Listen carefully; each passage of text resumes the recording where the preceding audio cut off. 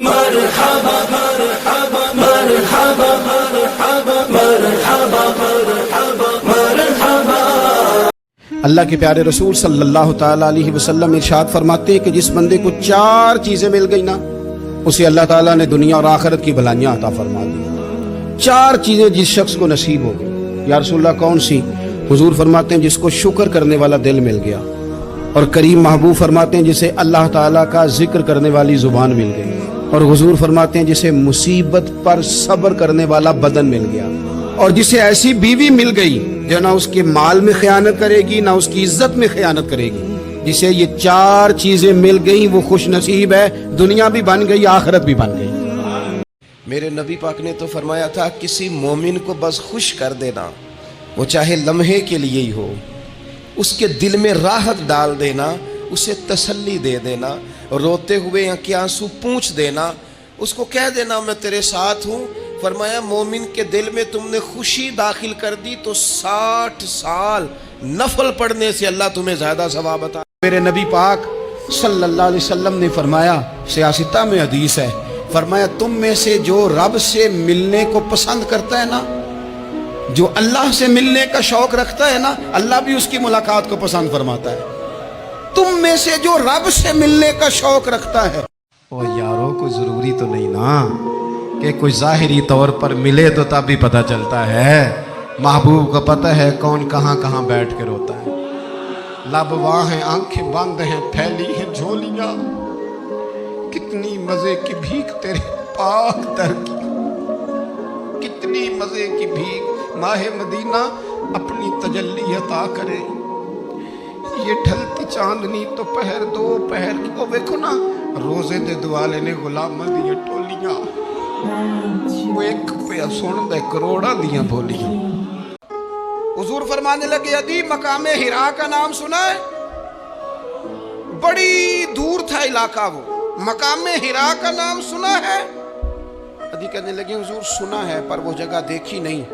محبوب فرمانے لگے سن، میں وہ وقت لے کے آؤں گا، میرا دین اس طرح نافذ ہوگا کہ ایک عورت مقام ہرا سے اونٹنی پہ اکیلی بیٹھے گی اور اکیلی آئے گی اور آ کے بیت اللہ کا طواف کرے گی، سوائے اسے اللہ کے کسی کا خوف نہیں ہوگا، رب کے علاوہ کسی سے نہیں ڈرے گی۔ یہ دور آئے گا، تو دیکھ رہا ہے کہ صرف مکے پہ حکومت نہیں دنیا پہ مسلمان چھا جائیں گے۔ اور حضور فرمانے لگے کسرا کا نام سنا ہے؟ کہا حضور وہ تو بظاہر اس وقت بڑا تگڑا بادشاہ ہے۔ فرمایا اس کے علاقے بھی فتح ہوں گے، وہ خزانے مسلمانوں کے پاس آئیں گے۔ کہا تھا کہ اب تو دشمن کی اداؤں پہ بھی پیار آتا ہے، تیری الفت نے محبت میری عادت ہی کر دی۔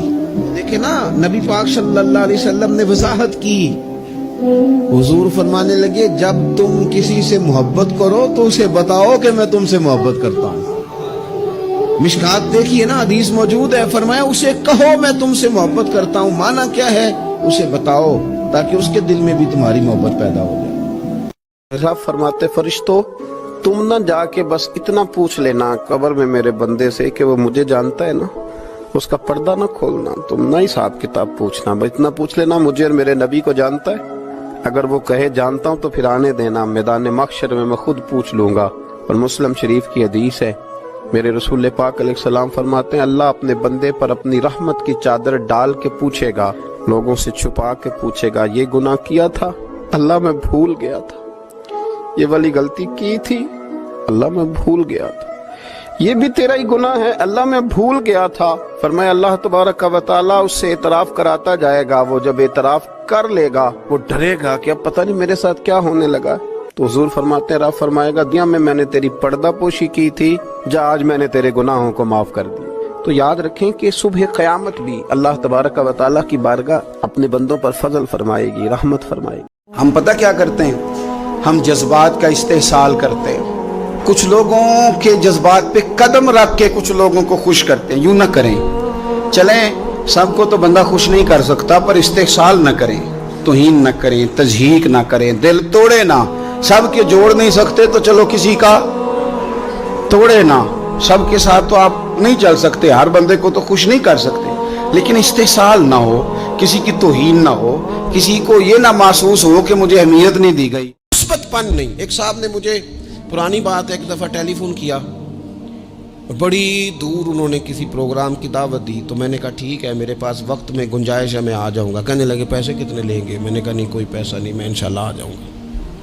कहने लगे चलें ठीक है, मुरव्वत काफ़ी हो गई, अब बता दें क्या लेंगे। मैंने उन्हें कहा यार आप शर्मिंदा करने लग गए हैं, मैं वादा कर लिया इंशाल्लाह आ जाऊँगा। कहने लगे अगर आप पैसे भी नहीं लेते और इतना लंबा सफ़र भी आपने करना है, फिर आपके मकासद क्या हैं?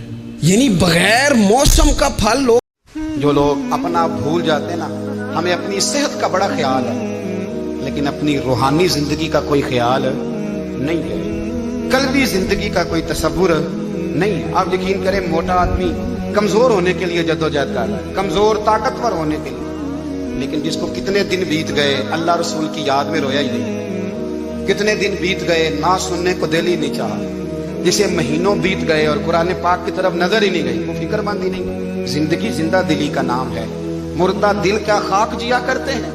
भाई हजरत उमर की जिंदगी दौरे हाजिर में हमें ये सबक देती है कि कड़ी निगरानी रखो अपने पौधों की, कड़ा ख्याल रखो अपने जाती बाग का, और ये जो तुम्हारे दिल की दुनिया है, ये तुम्हारी रूह की जिंदगी है, इसका मुहासबा करते रहो। नबी करीम अलैहिस्सलाम ने फरमाया अपना हिसाब खुद कर लो, कबल इसके कि तुम्हारा हिसाब किया जाए।